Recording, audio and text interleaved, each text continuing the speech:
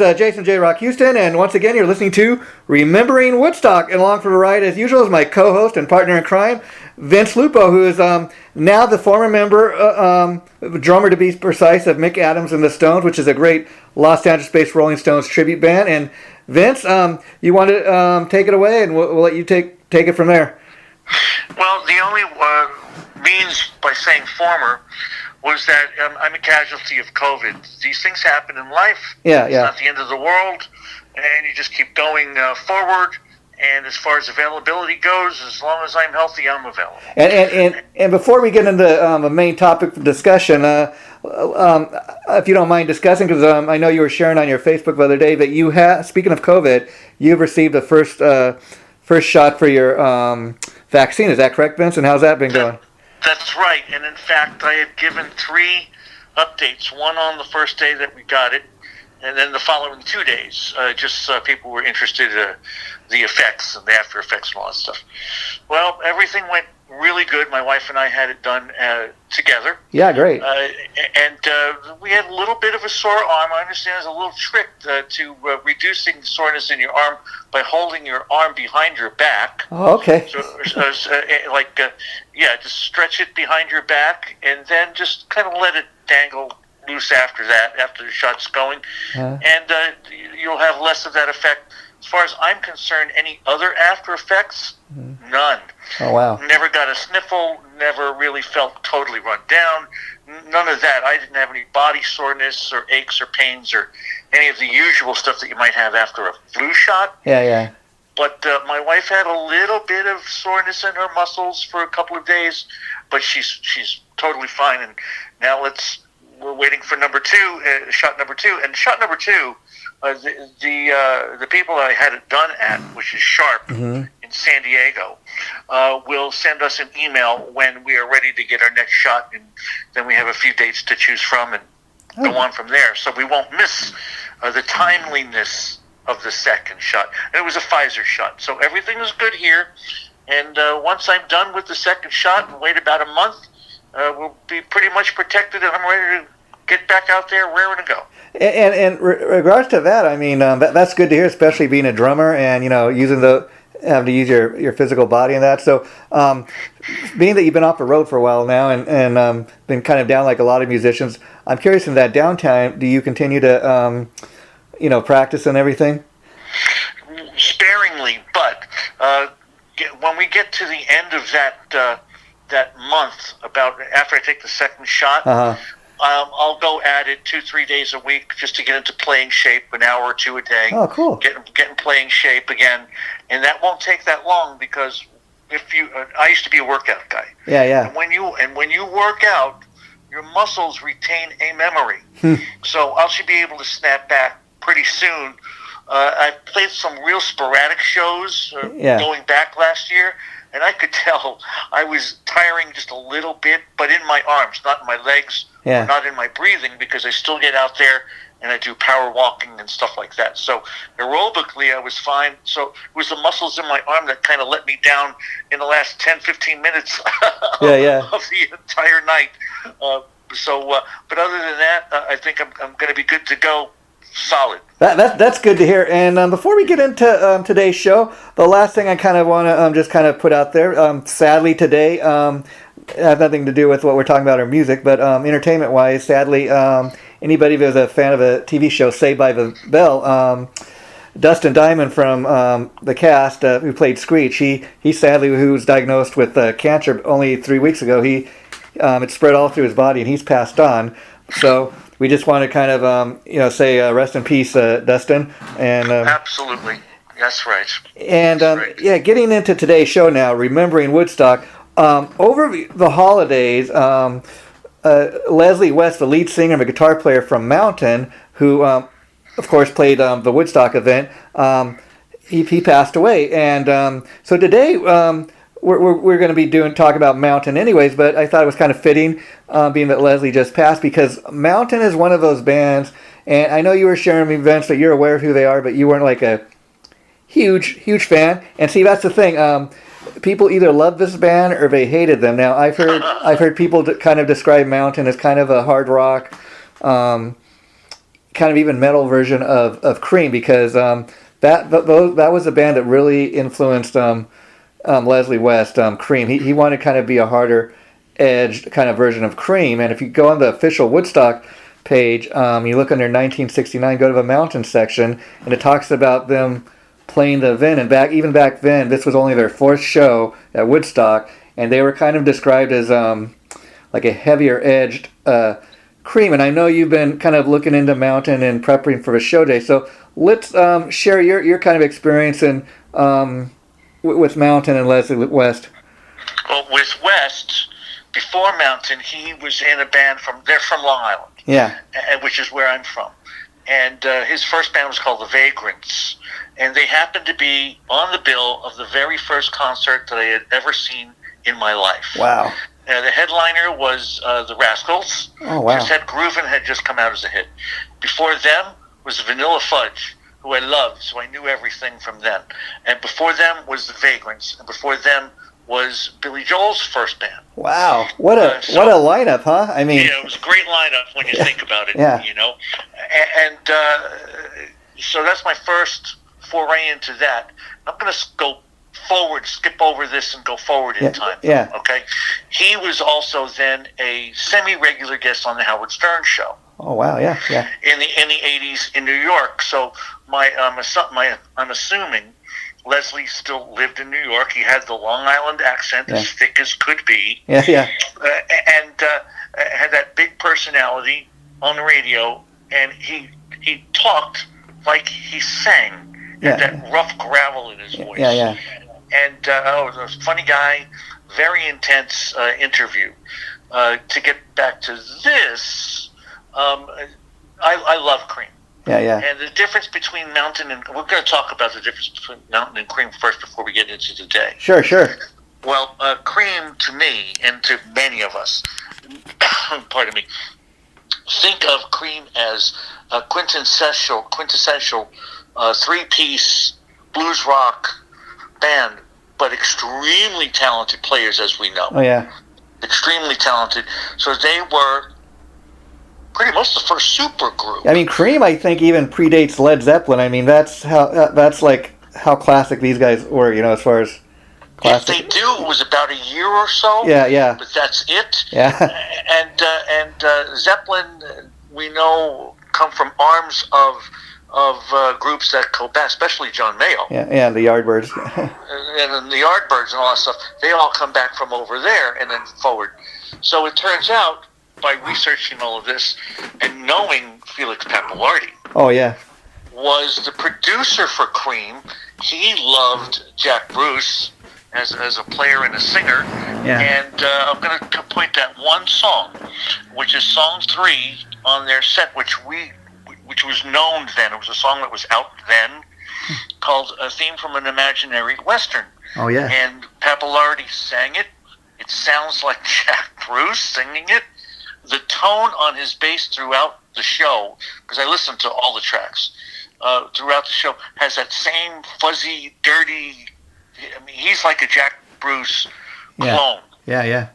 You know, similar to if you're a fan of somebody, you want to be stylistically known or to get known by them. Yeah. So Pappalardi, extremely talented. You know, one of the things that I didn't know, and I got by reading on, Corky Lang wasn't the drummer on this show. He came in after this show. Wow. He was actually the roadie. So they replaced the drummer, whose name is escaping me now, to use him. And Lang was really good and had more power in his playing. Oh, wow. And more prolific player. So I thought that Mountain Mississippi Queen was released in 70. Wow. That was after Lang was already in the band at that point. Oh, yes. You could tell there's a difference in the overall feel of them and sound of the music, which I started liking them from that point forward. Not so much back. Yeah. But when you hear the comparisons between Cream and them, they're the, quote, heavy blues rock, mainly influenced by the well-known band Cream. Yeah. So the listen was great. There's a few videos from Woodstock that have made it. Yeah. But I listened to the whole. There's an album out there somewhere, Uh-huh. an underground album, and I listened to all the tracks, and wow, they were really good. But I could see when you listen to that, the recordings on some of the band's drummers were weak. Now I thought the drumming was fine. Yeah.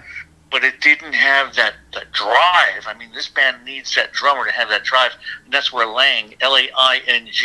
Oh, I know who you're talking about. I actually, a few years ago, had the pleasure of, I'll send you a copy so you can listen to it later, but of interviewing Corky, because it was like just a little over a year ago, he put out a book, was based on these letters his mother sent him. He found them years later after she died, when he was on the road, and she had saved all these letters, and it was just kind of talking about his relationship with his mother and what it was like to be a young musician back in the day, and he looked forward to getting these letters and stuff. But just I mean, the book makes for a real interesting read, but you had to find out he's not even an original member, and I think early on, I think at one point Mountain even had like maybe 4 members, and then they decided, no, we're gonna just be a trio.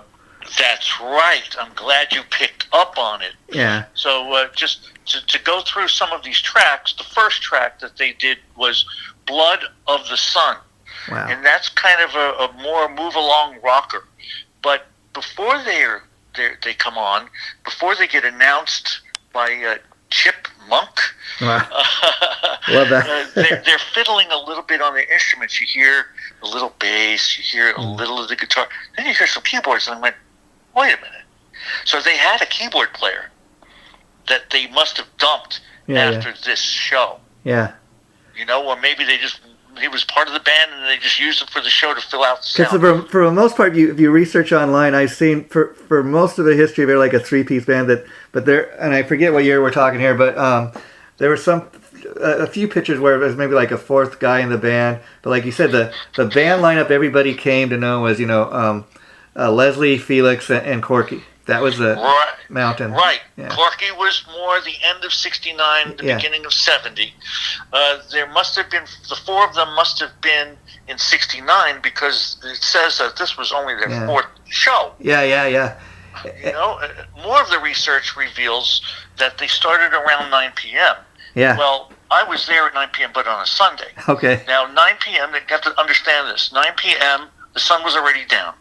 So they had the benefit of being lit by spots. Wow. So that gives it a little more of a dramatic, showy feel, right? Yeah. And they played in front of the height of the crowd, the full 500,000-ish crowd. They played at the height at 9 p.m. Wow. on the prime day, smack dab right in the middle.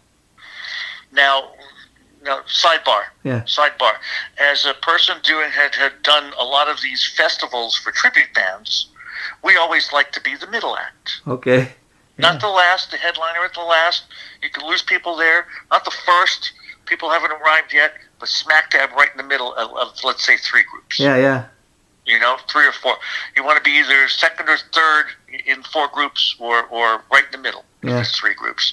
So they had the prime spot. After them, when you read down the day, was the Dead, and then Creedence, and then later on in the early morning was the Who.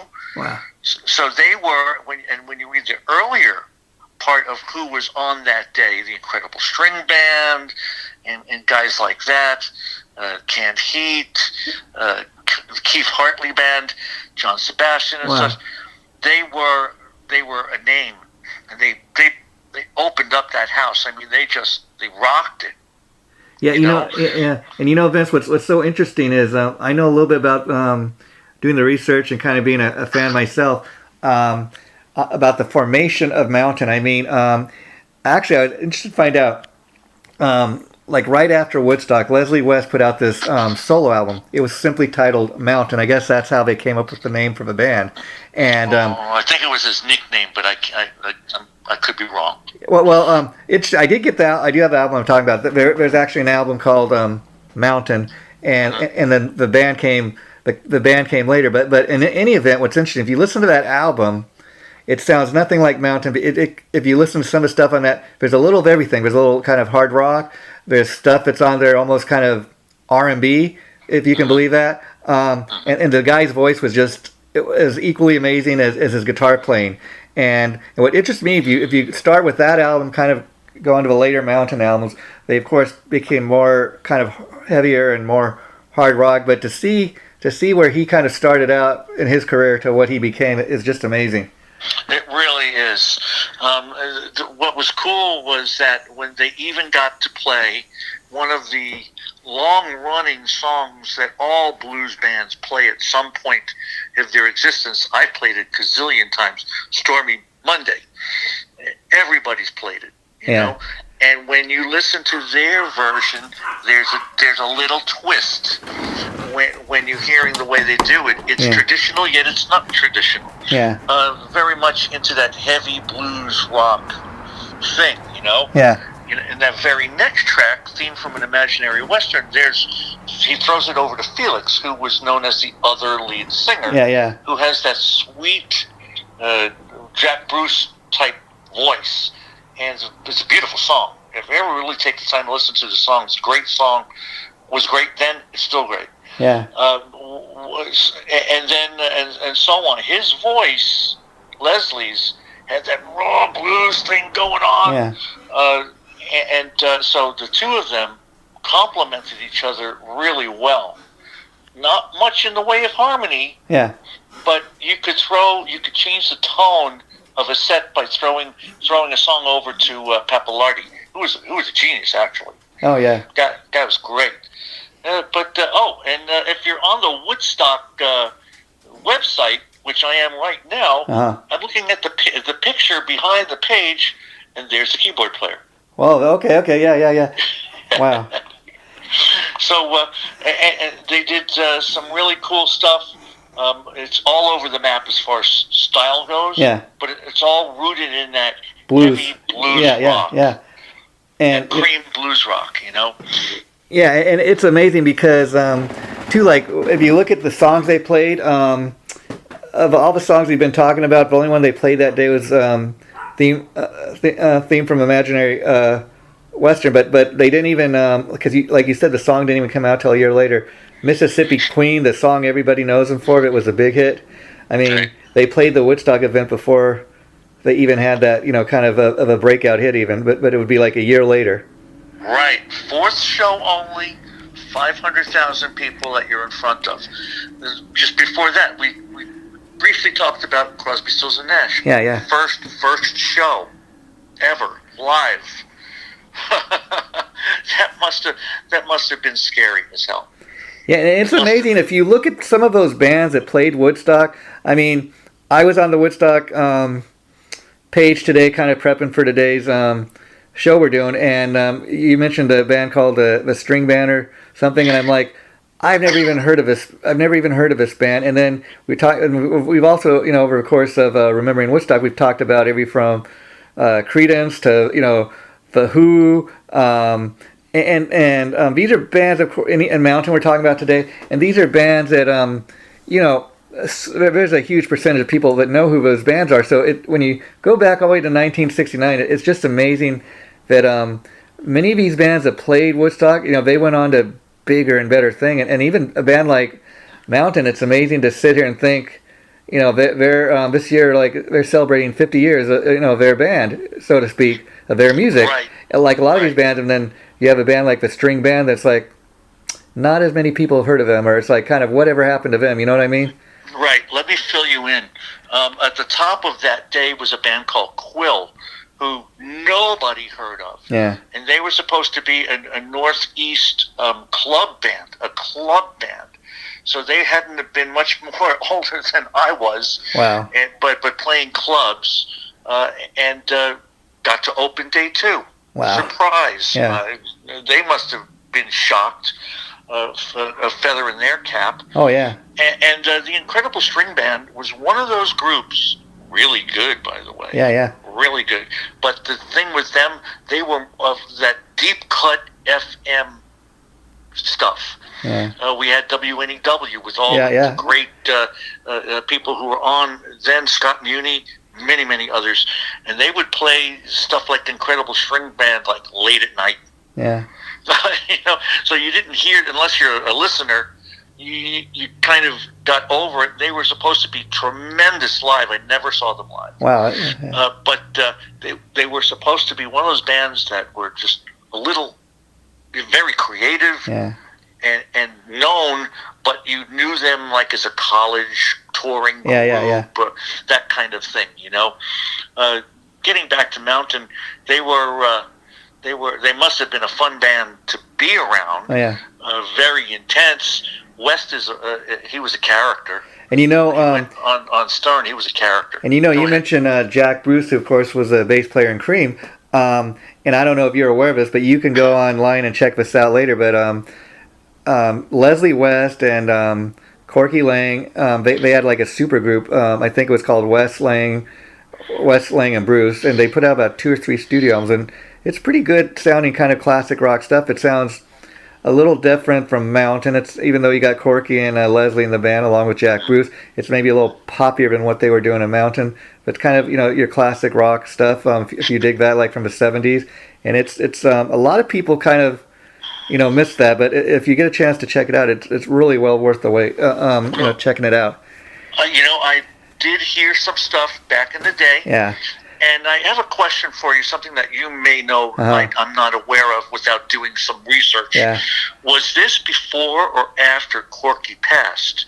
Well, because Corky passed on about 83, I think. No. You're confused. Okay, Corky Lang, the drummer, because like I told you, I interviewed him just like a year and a half ago. Felix. And Felix, from what I know, it was kind of an accidental thing, but I think you do research, but pretty much from what I've been able to pick up, Felix and his wife, I guess they're kind of having this domestic violence kind of scene. They were arguing and they were drunk, from what I understand, and his wife accidentally shot him with a gun. It went off. I don't think it was intended, but from what I understand, she still went to jail and did some time, and very unfortunate incident. Mm-hmm. Yeah. Yeah, no kidding. Yeah. But I don't know what the timing was with the West Lang. That came before that, but I don't have, but from what I remember, probably around 77, 78. Like I said, I think there's 3 of it, and you can even go on Amazon and I've because I bought one of the albums, but you can get them there. You can even go on YouTube and check it out. Just type in I think it's Bruce Lang and West. Right, I think you're right. Now, from what I remember, Pappalardi didn't just do Cream producer; he became a producer. Yeah. Of many things, and so talented. Yeah. So and great, fun band, but they weren't my cup of tea. Oh yeah, I liked more Cream. Yeah. Had a little more of psychedelia in them. But could you imagine, being Leslie West and Corky Lang, especially Leslie, being a Cream fan as big as he is, and then you get the opportunity to make a couple albums with one of your heroes, Yeah, and one of the reasons I like Cream was because of Baker's playing, which I would like to emulate, even when I was a kid. Yeah. So I think I was just more drawn to them, the melodic. Yeah. They were more melodic between Eric and Jack Bruce. They had pretty much everything covered. Yeah. And Mountain did, but with that, like as we were saying, with that heavier rock bent, that edge. And see, Mountain was one of those bands. It was kind of hard to pigeonhole them in the sense that, like a lot of people, they know them. Okay, Mississippi Queen, they're a one-hit wonder, but not really. But they got tagged that, and people would be like, "Oh, they're a metal band." Well, like I said, they're kind of all over the place. Not really. I mean, and that was the thing about Mountain. That's what made them. And then, like we were talking earlier, there really aren't that many great trios. I mean, pretty much, including Mountain on one hand, Mountain, the Jimi Hendrix Experience, Cream. And the great thing about Cream, I think, that made them even so much better was you had more than one guy that sang in the band, Right, and they had harmonies going on. And they had the really great production. Pappalardi had something in his head when he heard them that was different with Mountain. Yeah. And it's interesting, being that you're such a Cream fan too, because like all those guys went off, especially Jack Bruce and Eric Clapton, had huge solo careers, but a lot of us, knew them from their days in Cream, and as great of a solo artist, for example, as Eric Clapton is, I mean, Jack Bruce and Ginger Baker were, still alive. Who would not be dying for a Cream reunion, or even a one-off show? But it was the three of them together, Yes, and when Cream did the O2 concerts, when they got back together for those special shows for I don't know, 10 years or so ago. Yeah.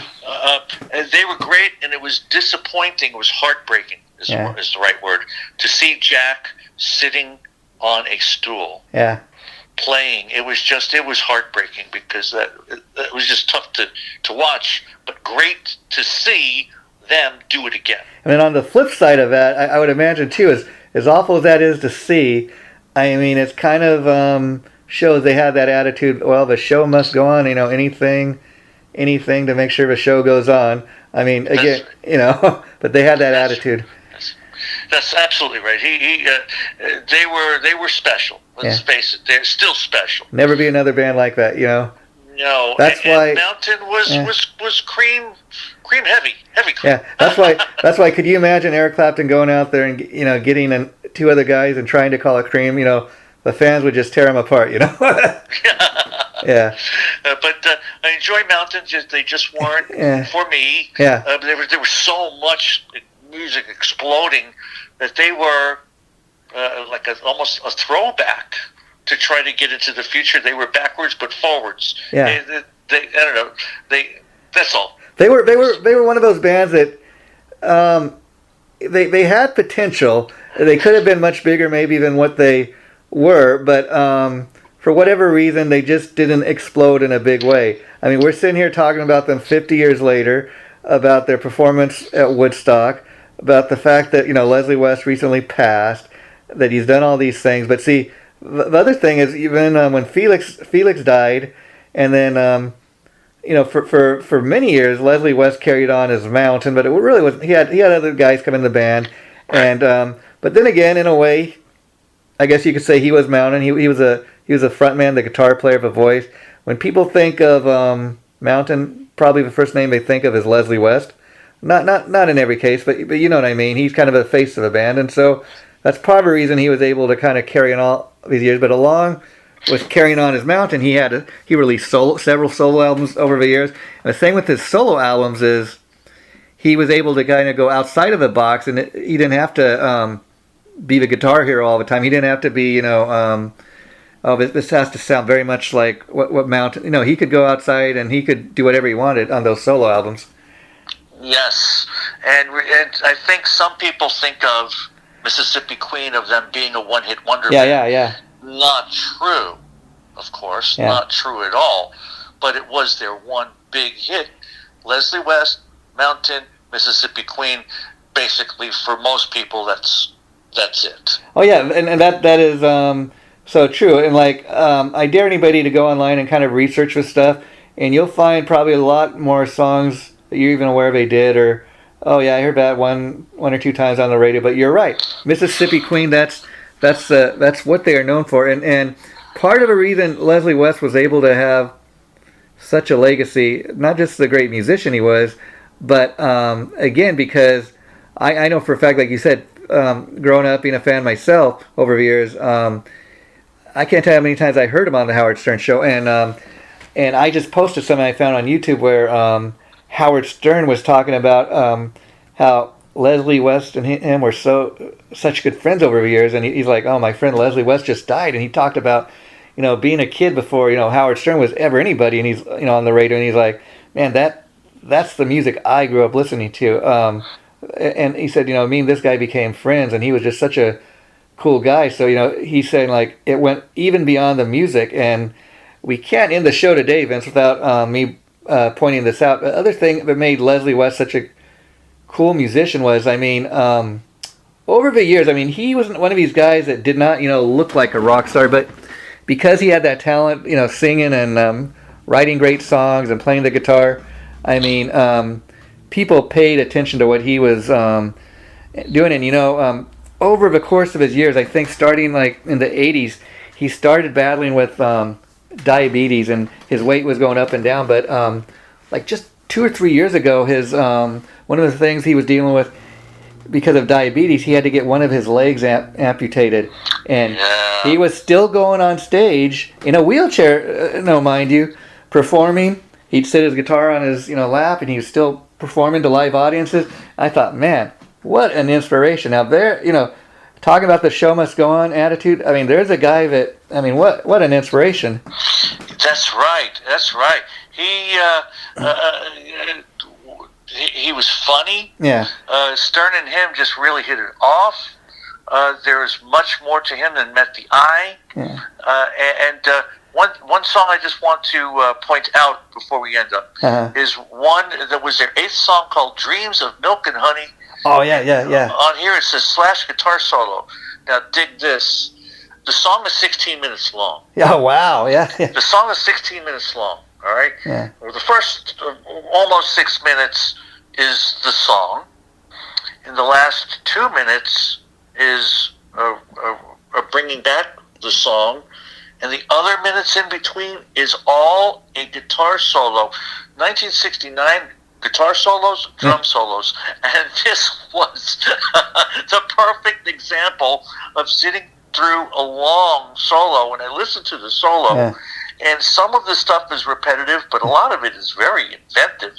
So if you want to hear a guy wailing on guitar in front of 500,000 people, listen to that. It'll blow your mind. The guy was great. Well, I'm going to go listen to that later, but I will tell you, see, that's the thing that impressed me about a guy like Leslie West, too, is he was just he was known as a guitar player primarily, but he was a great singer, a songwriter. He was a triple threat. And a lot of, I'm sure as a musician yourself, you'll agree that a lot of guys will tell you that do it. It's very hard to front a band, sing lead, and play the guitar at the same time. You're telling me. Yeah.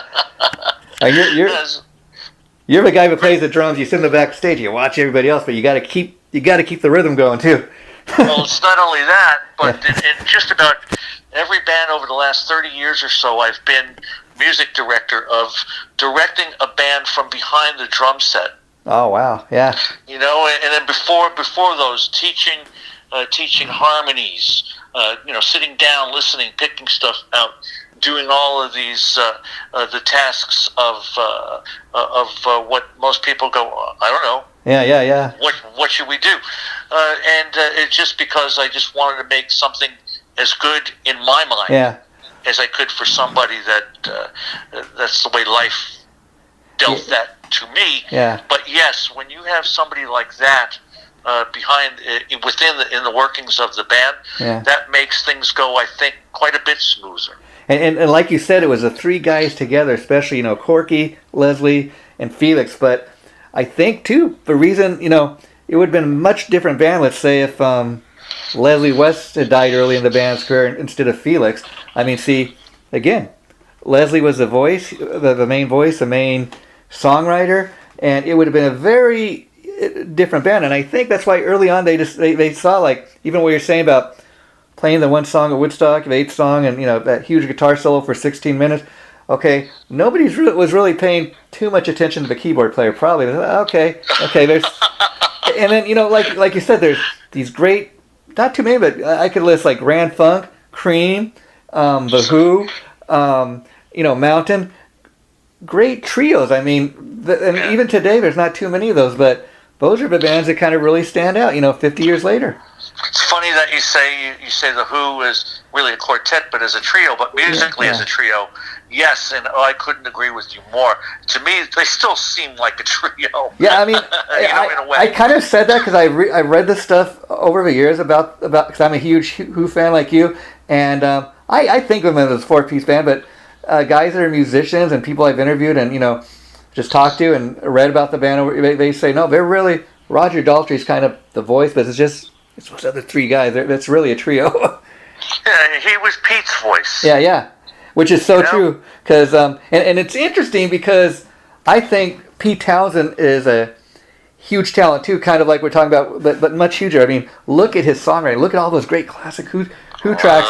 Look at his guitar playing. But then, as great of a player as he is, I mean, I go see either. Don't get me wrong, but would you rather go see Pete Townshend's solo show or get the latest Pete Townsend solo album, or pick up go see the Who in concert? I think we know the answer. And I asked myself over years, why did his solo albums, some of them sold better than the others, of course, but why did they not sell as much as the Who records? And that's obvious. Answer is because it's those four guys together. It's the magic they had in the studio and on the stage.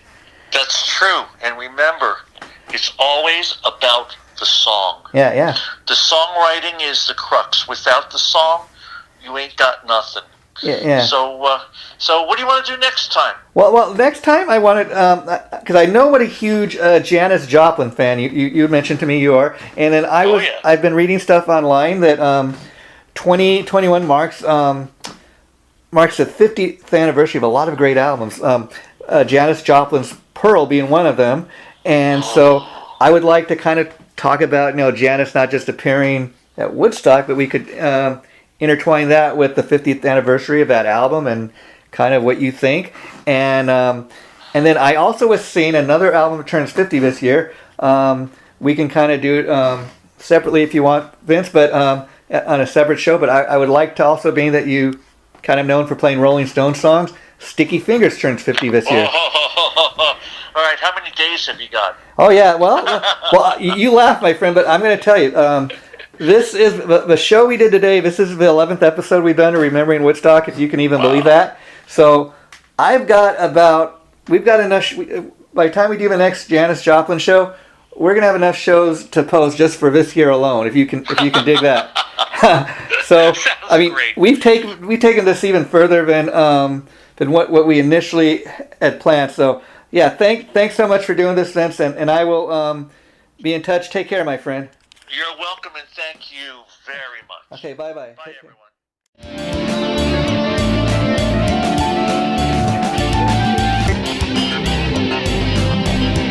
Chaotic Riffs Magazine.